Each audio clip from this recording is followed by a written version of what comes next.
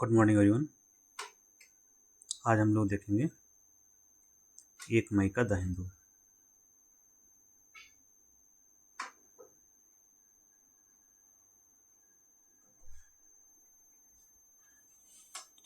तो स्टार्ट करते हैं।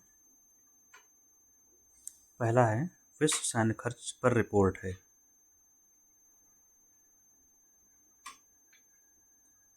विश्व सैन्य खर्च इस पर रिपोर्ट आई है कि वैश्विक स्तर पर सेना का खर्चा कैसे कैसे चल रहा है, कितना हो रहा है। ये रिपोर्ट किसने दी है? रिपोर्ट पब्लिश हुई है बाई सिप्री SIPRI। इसका फुल फॉर्म है Stockholm International Peace Research Institute. Stockholm International Peace Research Stockholm International Peace and Research Institute. ठीक है, ये रिपोर्ट संस्था का नाम है जो जारी करती है, और ये संस्था है NGO, अंतर्राष्ट्रीय स्तर पर संगठन, जो स्थित कहाँ है? स्वीडन की राजधानी स्टॉकहोम में। इसने रिपोर्ट जारी की है सैन्य खर्च पर। आपको पता होगा कि ये जो सिप्री है, वैश्विक स्तर पर जो निर्यात और आयात होते हैं किसके? डिफेंस इक्विपमेंट्स के, जो हथियार होते हैं उनके बारे में रिपोर्ट यही जारी करता है। तो सैन्य खर्च को लेकर जो रिपोर्ट आई है उसमें रिपोर्ट के जो मुख्य बिंदु हैं वो क्या हैं? सबसे ज़्यादा कौन खर्च करता है?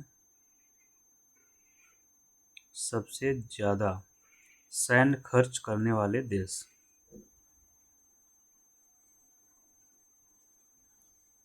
तो सबसे पहले है हमारा संयुक्त राज्य अमेरिका पहले नंबर पर, दूसरा चीन, तीसरा है आपका रूस।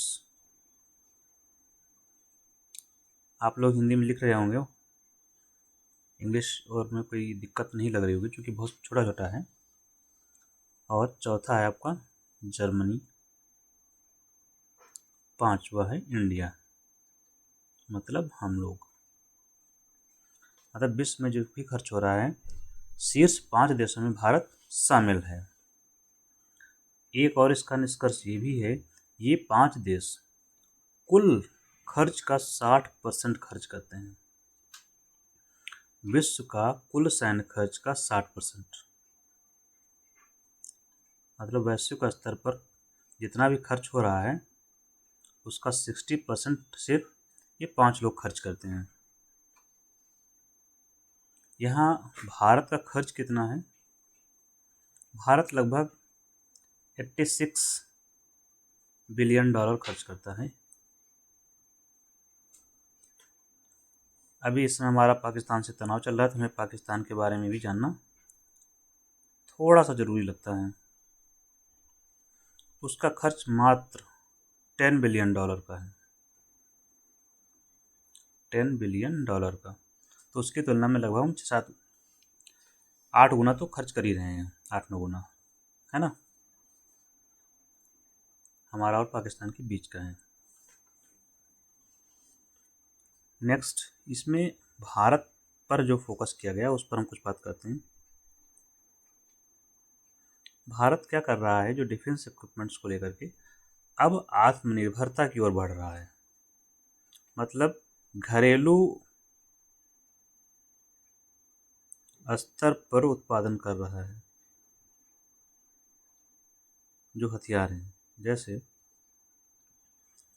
अभी हमने HAL के द्वारा बनाया गया एयरक्राफ्ट है, और भी सारी चीज़ें हैं। तो हम घरेलू स्तर पर उत्पादन करके आत्मनिर्भर बन रहे हैं। दूसरी बात ये भी है, अभी भी हमारी आयात पर निर्भरता बनी हुई है, पर्याप्त रूप से है। लेकिन हम क्या कर रहे हैं, धीरे धीरे आयात पर निर्भरता कम कर रहे हैं। जैसे एग्जाम्पल, अभी हमने राफेल एम डील की है। राफेल एम समझौता किया है किससे? समझौता हुआ है फ्रांस के साथ में। कौन सी कंपनी इसको सप्लाई कर रही है? तो फ्रांस की कंपनी डसॉल्ट, डसॉल्ट एविएशन, वो ये बनाती है राफेल को, वही सप्लाई कर रही है भारत को। ठीक है, तो आगे चलते हैं। एक इसमें आया है लोकस्ट को लेकर के, दूसरा न्यूज है टिड्डी, टिड्डी हमला। टिड्डी हमला लिखिए या टिड्डियों का हमला लिखिए, एक टिड्डी हो जाएगी, बेहतर आप लिखिए टिड्डियों का हमला।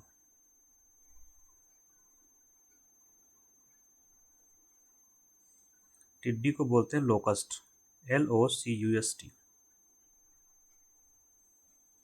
इससे क्वेश्चंस पूछे जाते हैं कभी कभी, कभी कभी क्या कई बार पूछा ही गया है।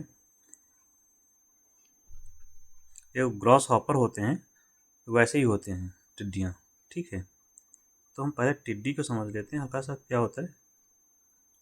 टिड्डी छोटा प्राणी होता है जो क्या करता है, जो कृषि उत्पाद होते हैं, फसलें होती हैं, फसलों को चट कर जाता है, फसलों को खा जाता है, नष्ट कर देता है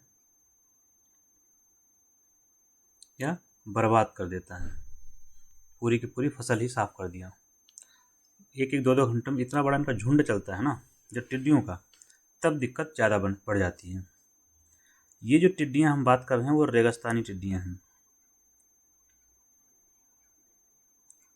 तो टिड्डी का बेसिक काम आप लोग जान गए, फसलों को चट कर जाना। जो हरी फसलें खड़ी होती हैं उनको चट कर जाते हैं। तो रेगिस्तानी जो टिड्डियाँ जिनकी हम चर्चा कर रहे हैं, इनके बारे में भारत में कहाँ से आती हैं? भारत में आती हैं। कभी कभी पूछ लिया जाता है कि भारत में किस दिशा से आती हैं, तो हम बनाएंगे एक मैप। ये है हमारा पाकिस्तान, यहीं से आती हैं। तो कौन सी दिशा होगी? पश्चिमी दिशा से आती है। भारत में आती हैं पश्चिम उत्तर पश्चिम से।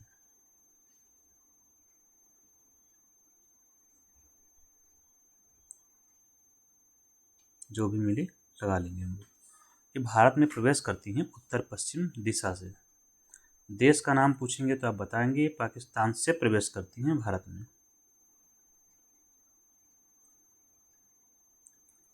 ठीक, भारत में जो आती हैं तो इनसे होती है क्या, बड़े पैमाने पर नुकसान होता है, बड़े पैमाने पर नुकसान करती हैं। रातों रात पूरा खेत साफ हो जाता है, हेक्टेयर्स, लाखों हेक्टेयर का नुकसान क्यों होता है? क्योंकि सब झुंड में चलती हैं। किस किस में चलती हैं? झुंड में, जिसको इंग्लिश में बोलते हैं स्वैर्म।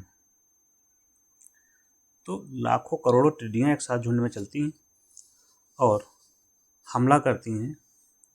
ये हमला इतना कभी कभी इतना खतरनाक होता है कि इसको जो बोला जाता है, इनसे जो नुकसान होता है बहुत बड़े पैमाने पर होता है, जिससे होता है कि फाइमाइन आ जाते हैं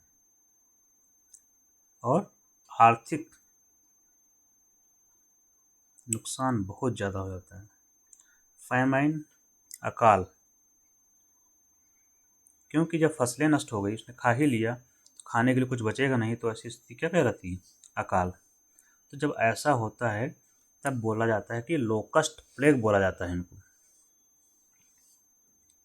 लोकस्ट प्लेग। प्लेग आप लोग जानते हो, लोकस्ट, टिड्डियों का प्लेग।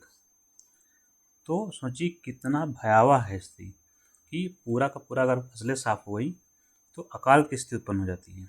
और जब अकाल होता है तो भूखे लोग मर जाते हैं, मानो कि डेथ मनुष्यों की होने लगती है। अब यहाँ पर आपको ये पता होना चाहिए कि भारत में जो आई हैं ये ओरिजिनली कहाँ से आती हैं और यहाँ तक कैसे पहुँचती हैं। विशेष रूप से यहाँ पर जो आउटब्रेक हुआ था 2019 से 2022 के बीच में, आउटब्रेक मतलब इनकी उत्पत्ति हुई थी बड़े पैमाने पर, तो इनसे नुकसान हुआ था। ये उत्पन्न होती हैं जो अफ्रीका महाद्वीप है,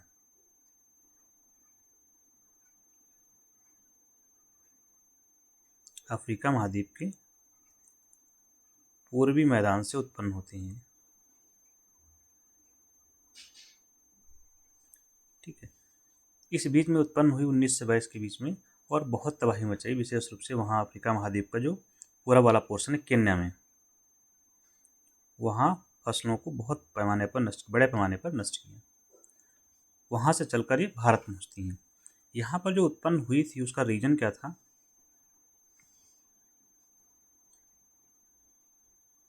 कारण क्या था उसका अफ्रीका महाद्वीप में उत्पन्न होने का? क्लाइमेट चेंज,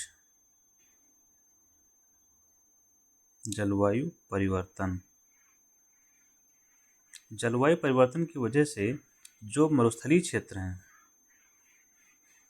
जहाँ वर्षा नहीं होती, वहाँ क्या होने लगी? वर्षा होने लगी। और जब वर्षा होती है तो ये क्षेत्र इनके लिए बहुत अनुकूल हो जाता है, मरुस्थल वाला, और इसी अनुकूल वातावरण में फिर बहुत तेजी से पनपती हैं और इनकी संख्या भी बढ़ती है। तो मरुस्थलीय क्षेत्र में जो वर्षा हुई उसने नमी उत्पन्न की, जो इनके लिए बेहतर रही, जिससे इनकी संख्या बढ़ी, और ये इतनी अधिक संख्या में बढ़ गए कि फसलों को पूरा चट कर जाते थे। ठीक है, तो ये लाखों किलोमीटर की दूरी तय करके आते हैं अफ्रीका से भारत में। कहाँ से आते हैं? अफ्रीका से। मैं इसका ये मैप है,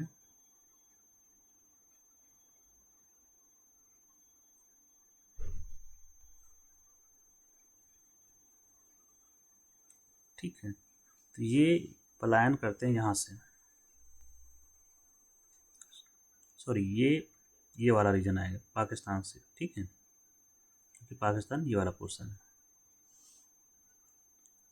तो सोचिए यहाँ से वहाँ तक की दूरी ये ट्रेवल करके हुए, लाखों किलोमीटर की दूरी है ये, जिसको ट्रेवल करके भारत पहुँचती हैं लोकस्ट, और बड़े पैमाना पर फसलों को नुकसान पहुँचता है। एक टिड्डी होती है, कौन सी टिड्डी हैं?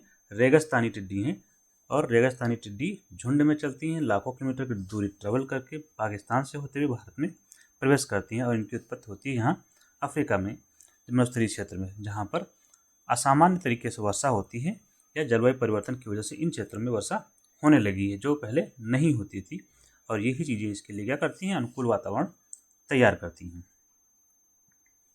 तो ये पूरा मुद्दा है। इसमें आपको पीटी का पॉइंट जो था वो मैंने बता दिया है कि पीटी में या जो वनडे एग्जाम्स में कहाँ से पूछा जाएगा।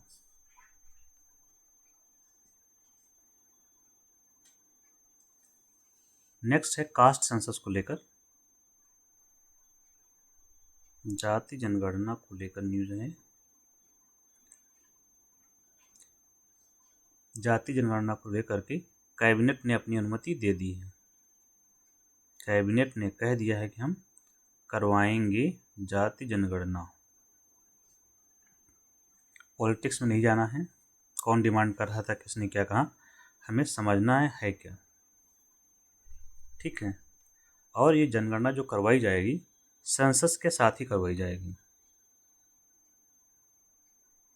जो रेगुलर जनगणना होती है उसी के साथ करवाएंगे। जनगणना को बोलते हैं सेंसस। कभी कभी पूछा जाता है सेंसस कौन सी चीज़ से संबंधित है, तब बता देंगे कि जनगणना से जुड़ा हुआ है, क्वेश्चन भी पूछा गया है। ठीक है, तो ये जनगणना के साथ ही करवाएंगे, जो कितने साल पर होती है? प्रति 10 वर्ष पर। जो चीज़ हर 10 वर्ष पर हो उसके लिए इंग्लिश में बोलते हैं डेसीनियल। ठीक, प्रति 10 वर्ष पर होती है। अभी लेटेस्ट वाली कब हुई थी? लेटेस्ट वाली हुई है 2011 में। ठीक, क्यों अभी 2021 की जनगणना नहीं हुई है? क्यों नहीं हुई थी? क्योंकि कोरोना आ गया था, तो अभी सरकार करवाएगी। अब ये 2021 वाली जब जनगणना होगी, इसी के साथ कास्ट वाला भी करवा लेंगे, प्लस कास्ट सेंसस। ठीक है, दोनों चीज़ें एक साथ हो जाएंगी। क्यों, कैसे होगा इसमें? क्योंकि ये सब डिजिटल मोड से होगा। एक टैब दे देंगे, उसी टैब से करवाएंगे। तो डिजिटल मोड में होने वाली पहली जनगणना होगी। उसी में एक कॉलम मिल जाएगा जाति वाला, जिसको भर के कंप्लीट कर लिया जाएगा। ठीक है, जनगणना के बारे में हमें कुछ और बातें भी जाननी चाहिए। जैसे भारत में पहली जनगणना कब करवाई गई थी?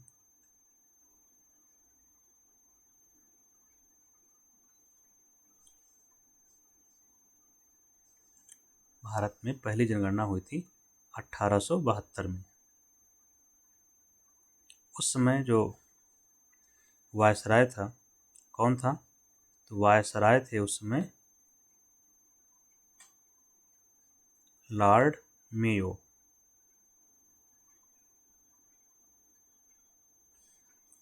और रेगुलर रूप से कब से शुरू हुई? नियमित रूप से कब से शुरू किया? नियमित मतलब हर 10 वर्ष पे। ये शुरू हुआ 1881 से, तो हर 10 वर्ष पर तब से हो रही है। और इस समय जो कार्यकाल था, किसके समय हुई थी? लॉर्ड रिपन के समय हुआ था। ठीक, इसी को आगे बढ़ाते हुए स्टोरी आगे बढ़ती है, हम लोग आ जाते हैं 1931 में। तो 1931 में पहली बार जाति जनगणना हुई। ये क्वेश्चन भी पूछा जाता है, ये सारे पूछे जाते हैं, ये भी आता है, ये भी आता है। नियमित जनगणना कब हुई, तो आप ये बताएंगे। पहली बार जाति जनगणना करवाई गई थी कब?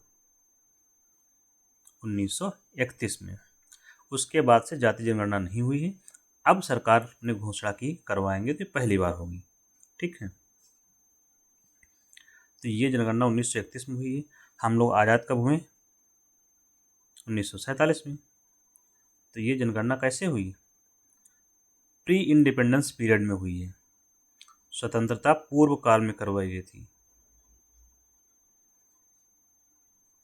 स्वतंत्र पूर्व काल में हुई थी ये जनगणना। या ये भी कह सकते हैं कि जनगणना ब्रिटिश काल में हुई थी। कभी कभी आपसे पूछ लिया जाएगा कि स्वतंत्र भारत के बाद पहली बार जनगणना कब करवाई गई, तो आप 1931 नहीं बताएंगे।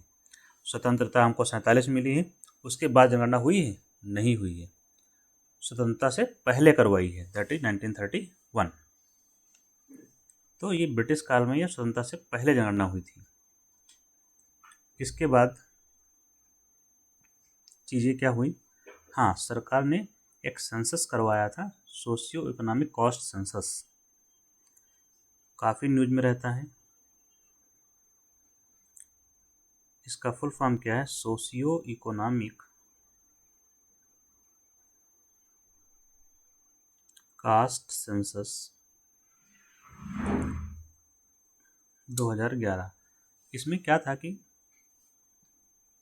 जो जाति थी उसमें शामिल तो किया गया, लेकिन ये क्षेत्र जो था जनगणना से बाहर इसकी गणना हुई थी,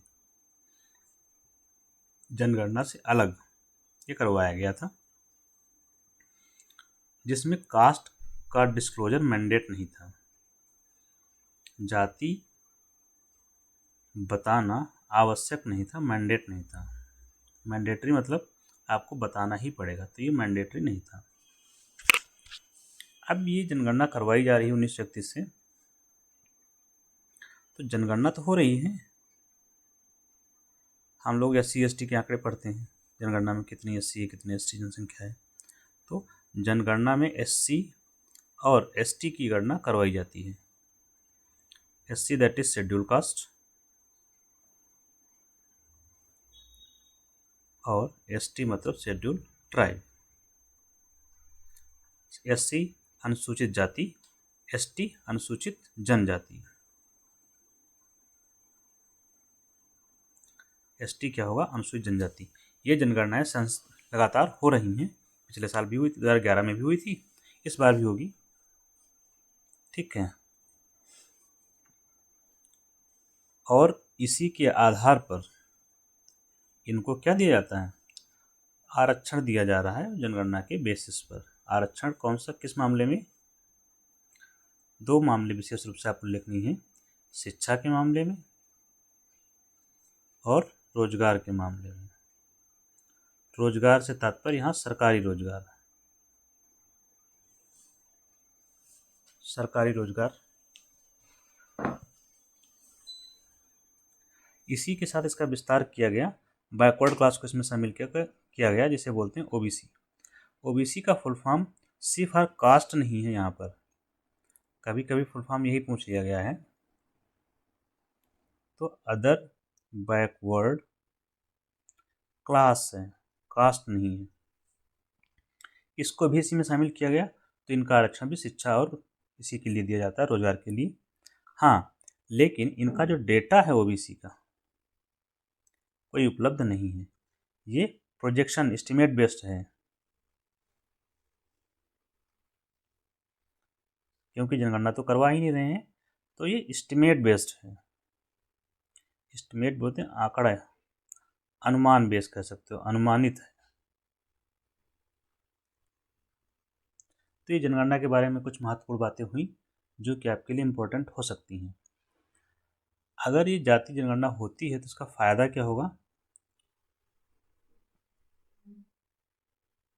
लाभ, समाज के सभी वर्गों को प्रतिनिधित्व मिलेगा। समाज के जो सभी वर्ग हैं,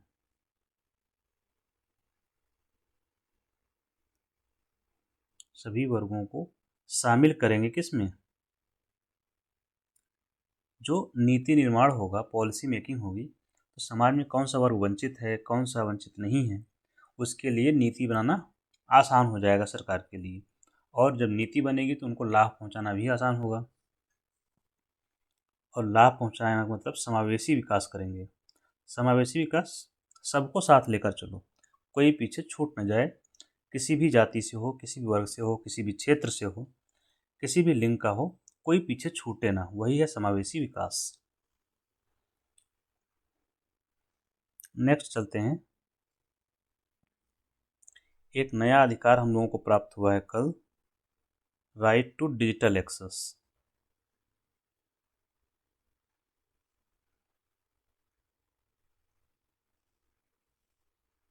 किसने दिया है, सुप्रीम कोर्ट द्वारा। मतलब डिजिटल एक्सेस, डिजिटल पहुंच का अधिकार, हिंदी में क्या हो जाएगा, डिजिटल पहुंच।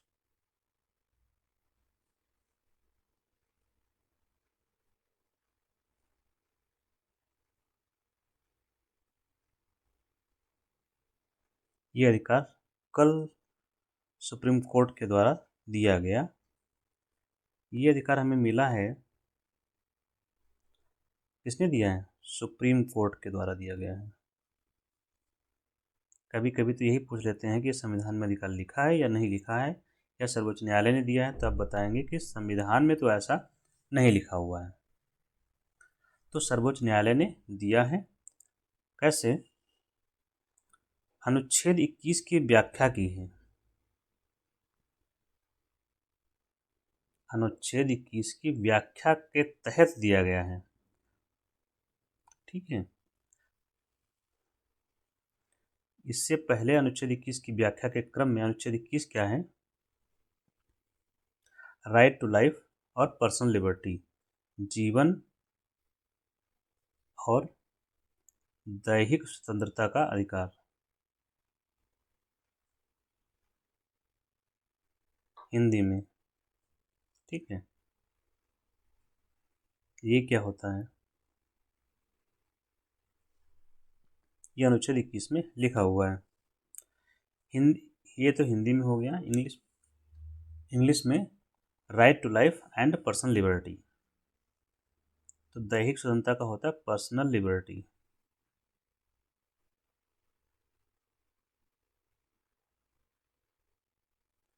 इसमें दो चीज़ें हैं, मैंने इतना बताया है कि जो मैंने पूरा गोल किया है इसके बारे में दो चीज़ें हैं।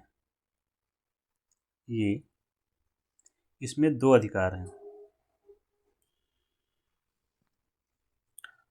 एक तो जीवन का अधिकार प्लस दैहिक स्वतंत्रता का अधिकार। तो यहाँ जीवन का अधिकार अलग हो गया, that is right to life, और दूसरा है इसमें दैहिक स्वतंत्रता।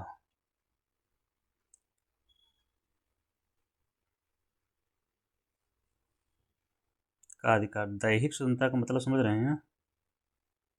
नहीं समझ रहे हैं आप लोग? हम बताते हैं है क्या इसमें मामला आगे। जीवन की स्वतंत्रता का अधिकार क्या है? जीवन का अधिकार पहले समझिए।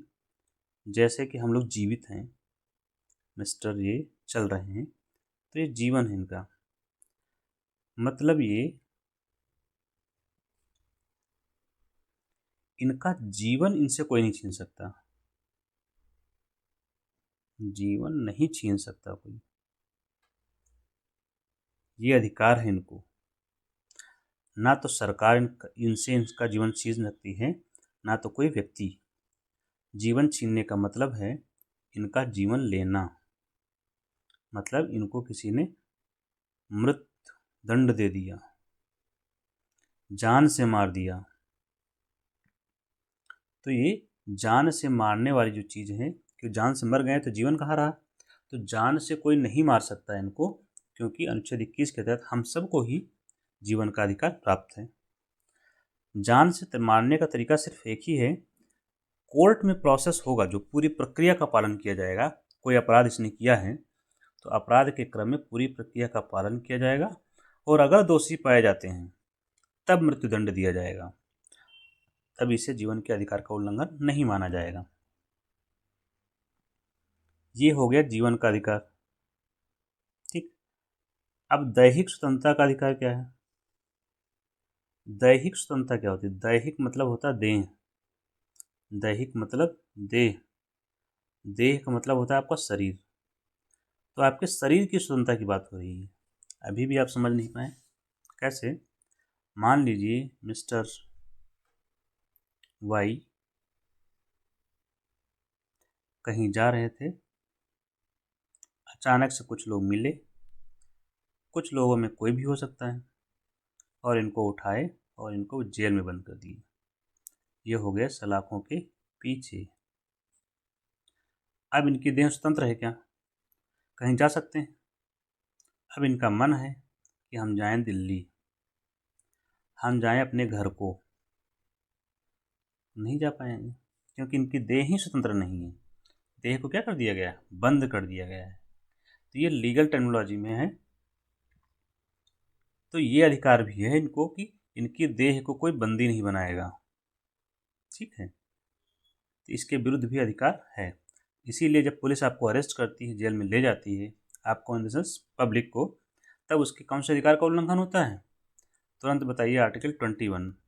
क्योंकि बिना अपराध के कोई किसी को गिरफ्तार नहीं कर सकता, क्यों? क्योंकि उसके दैहिक स्वतंत्रता बाधित हो रही है। और ये अधिकार किससे मिला हुआ है? संविधान से प्राप्त है। ये अधिकार संविधान से मिला हुआ है। अब इसी जीवन के अधिकार की व्याख्या करने के क्रम में बहुत से अधिकार सुप्रीम कोर्ट ने दिए हैं। जैसे अभी तो मिला राइट टू डिजिटल एक्सेस, और कौन से अधिकार सुप्रीम कोर्ट ने दिए? जैसे आपको आजीविका का अधिकार है, राइट टू लाइवलीहुड।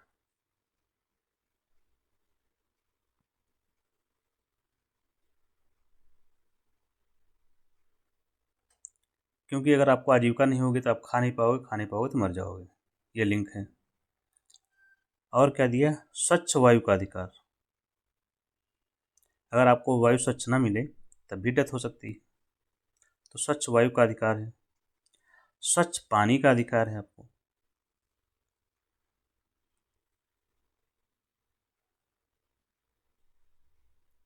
स्वच्छ जल का अधिकार। इसी में आपको मिलेगा जीवन के अधिकार में मरने का अधिकार भी शामिल है।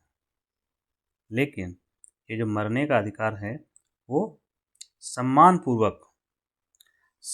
पूर्वक मरने का अधिकार। जैसे जो अंतिम संस्कार होता है उसमें आपका जो अंतिम संस्कार हो सम्मानपूर्व तरीके से हो। तो ये सारी चीज़ें इसमें शामिल हैं। लेकिन आत्महत्या करना जो स्वयं से है वो नहीं है इसमें।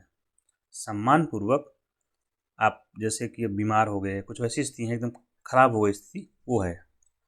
तो उसके बाद की जो स्थिति है कि आपको सम्मानपूर्वक आपका संस्कार किया जाएगा, उसका अधिकार है। तो ये बहुत सारे इसमें अधिकार हैं। हथकड़ी ना पहनाने का अधिकार, आपको हथकड़ी कोई नहीं पहनाएगा। रास्ते में एक्सीडेंट हो जाता है तो मेडिकल सहायता पाने का अधिकार।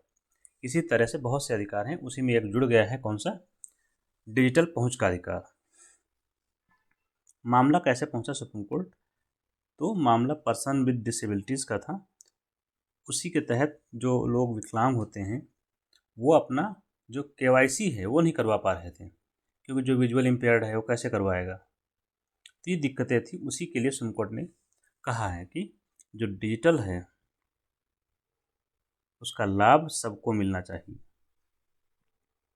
चाहे प्रिविलेज हो या सामान्य हो।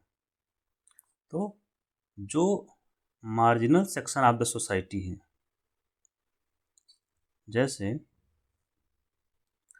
जो विकलांग हैं उनको भी ध्यान में रखकर जब कोई सॉफ्टवेयर बनाया जाता है तो बनाया जाना चाहिए विकलांग को, जिसको हम लोग क्या बोलते हैं, दिव्यांग।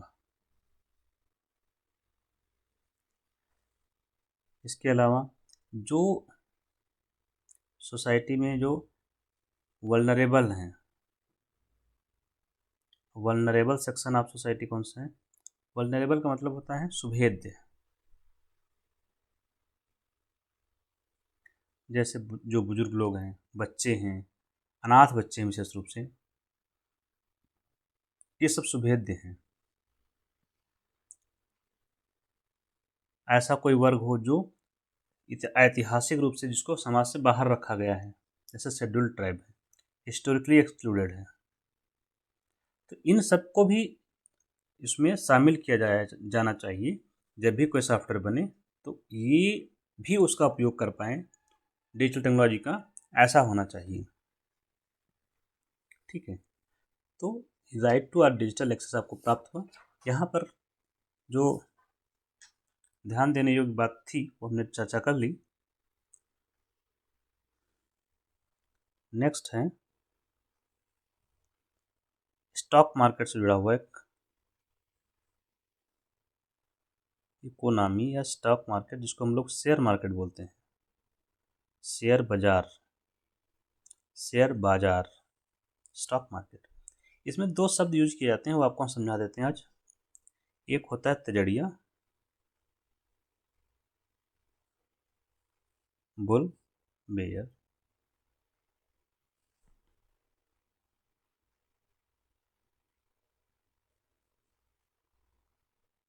तजड़िया और मंदड़िया। कभी कभी पूछा जाता है कि ये शब्द कहाँ से जुड़े हुए हैं, तो आप बताइए शेयर मार्केट जुड़े हुए हैं स्टॉक मार्केट से। बुल का मतलब होता है सांड, जिसका साइज आप जानते हैं बहुत बड़ा होता है। अब चित्र तो नहीं बना पाऊंगा मैं। और जो बियर होता है बहुत छोटा होता है। यहीं से सब जुड़ा हुआ है ये चीज़ें। जब शेयर मार्केट ऊपर बढ़ता है, इसको बोलते हैं शेयर मार्केट हो गया बुलिश। बुलिश हो गया, ऊपर बढ़ने का मतलब जैसे मान लीजिए 80,000 का सेंसेक्स है, इस समय चल रहा है, अब अचानक से ये पहुंच जाए 81,000, तो क्या होगा, ये कहेंगे बुलिश हो गया। ऐसे ही मंदड़िया वाले में जब जाएंगे, मान लीजिए 80,000 का सेंसेक्स इस समय है, वो घट के हो गया 79,000, तो कहेंगे क्या हो गया, मार्केट बेयरिश हो गया, बेयरिश। ये क्या हुआ, मार्केट बुलिश। मतलब ये शेयरों में आने वाली तेजी को तेजड़िया बुल कहते हैं, और जो शेयरों में गिरावट आया तो वो पोजीशन होती है बेयरिश की। तेजी वाली स्थिति बुलिश, मंदी वाली स्थिति बेयरिश या कमी की। तो इसी में जो ब्रोकर होते हैं उनको तेजड़िया और मंदड़िया कहा जाता है। तजड़िया वो होता है जिसको लगता है कि मार्केट आगे जाएगा। मार्केट जो कह रहा है व्यक्ति कि नहीं मार्केट बुलिश है, वो तजड़िया है। जो कह रहा है मार्केट बेयरिश है, वो मंदड़िया है। ठीक है, कोई हार्ड एंड फास्ट रूल नहीं है, सिंपल शब्दों में आपने समझ लिया। नेक्स्ट है एफआरपी के बारे में है। एफआरपी, एफआरपी की घोषणा हुई है, सरकार ने की है। क्या होता है एफआरपी?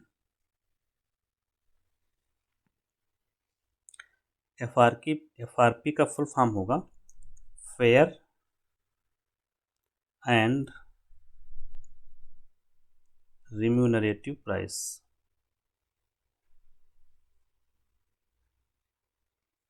एफआरपी ये घोषित कौन करता है?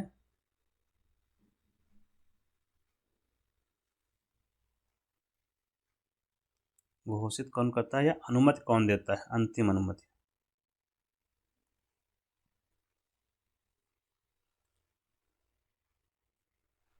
फेयर एंड रिम्यूनरेटिव प्राइस अनुमति देता है CCEA,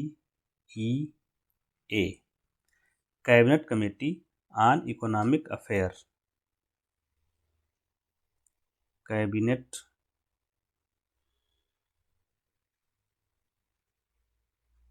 कमेटी ऑन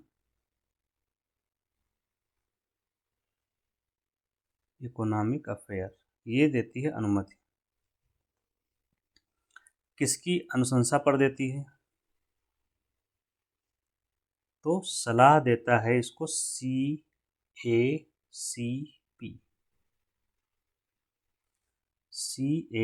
की अनुशंसा पर। ये ऐसा है, CACP पूरी रिपोर्ट बनाता है और रिकमेंड करता है कि भैया इतना रुपया दे दिया जाए इनको। तो ये क्या करता है? CACP अनुशंसा करता है, रिकमेंड करता है, और रिकमेंडेशन बाध्यकारी नहीं होती है कभी भी, बाध्यकारी नहीं। ये CACP क्या बला है? CACP का पूरा नाम है commission on agriculture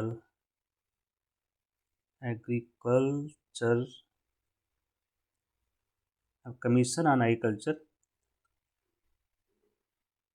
agricultural cost and price. कृषि मूल्य और लागत आयोग, हिंदी में कृषि मूल्य और, फुल फॉर्म याद करते रहेंगे क्योंकि इंग्लिश में फुल फॉर्म भी पूछ ही लिए जाते हैं, तो इंग्लिश में भी याद करेंगे। ठीक है, कृषि मूल्य और लागत आयोग। इसकी स्थापना कब हुई थी? इसकी स्थापना हुई थी 1900, इसका नाम बदला गया 1985 में, स्थापित हुआ 1965 में, फिर इसका नाम जो वर्तमान में है उसका नाम आया 1985 में। इस 65 में जब स्थापित हुआ था तब इसका नाम ACP था, ACP agriculture price commission, agriculture price commission, कृषि मूल्य आयोग था 65 में। 85 में इसका नाम बदल के ये वाला नाम रखा गया जो इस समय है। और ये काम कहाँ करता है? काम करता है कृषि मंत्रालय के अंडर में, कृषि और किसान, ministry of agriculture and farmers welfare में काम करता है, के अंतर्गत काम करता है। इसने रिकमेंडेशन की, CCA ने अप्रूव कर दिया। कितने रुपए की घोषणा की है इसने? तो FRP कितना घोषित किया गया है? FRP घोषित किया गया 355 रुपये क्विंटल, प्रति क्विंटल 355 रुपये मिलेंगे। आपको पता होगा एक क्विंटल में कितने केजी होते हैं? 100 केजी। और एक टन में? एक टन में 1000 केजी, या 10 क्विंटल।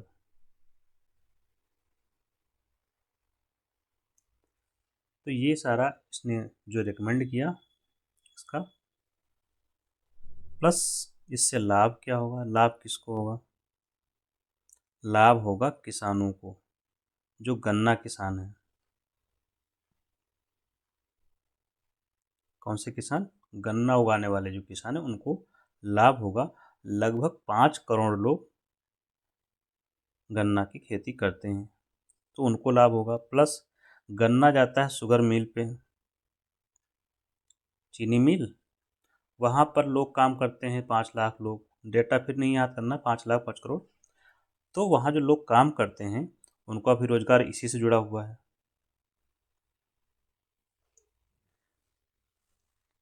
तो ये हो गया गन्ना किसानों से जुड़ा हुआ विषय, जिसको सरकार ने कहा कि 355 रुपये क्विंटल देंगे।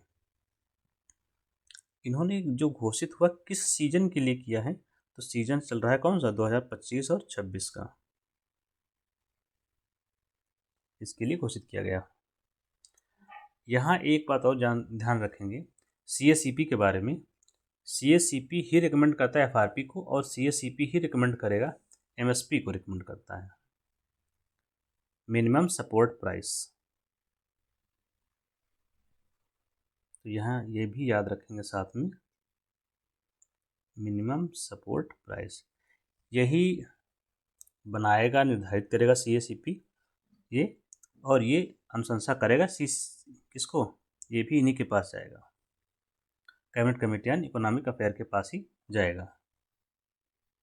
ठीक है, तो ये सीएसईपी के पास एफआरपी भी करता है और एमएसपी का काम भी वही करता है। ठीक है,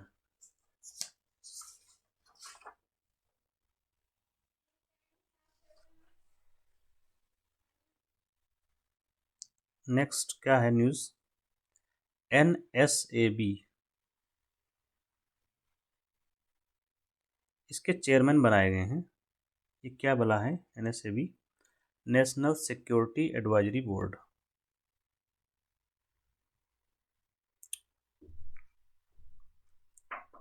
नेशनल सिक्योरिटी एडवाइजरी बोर्ड,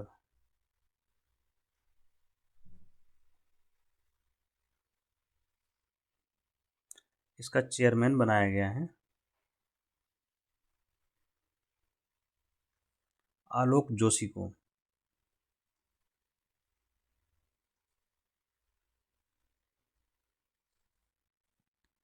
और ये आलोक जोशी एक्स रा चीफ हैं,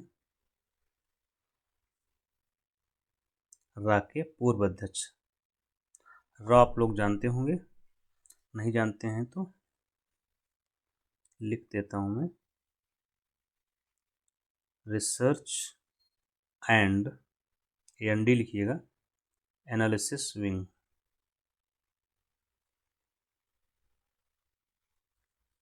ये काम क्या करती है, ये तो मूवी में आपने बहुत देखा होगा, इंटेलिजेंस गैदर करती है, लेकिन कौन सा,